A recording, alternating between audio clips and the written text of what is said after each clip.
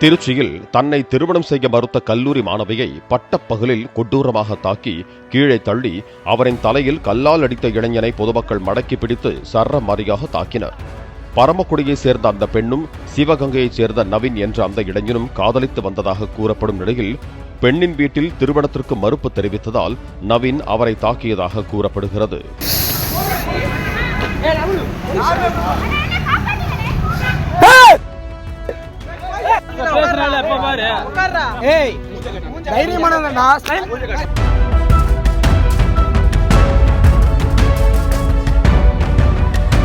Play store மற்றும் app ஸ்டோரில் இருந்து பாலிமர் செயலியை QR கோடு மூலம் பதிவிறக்கம் செய்யுங்கள்.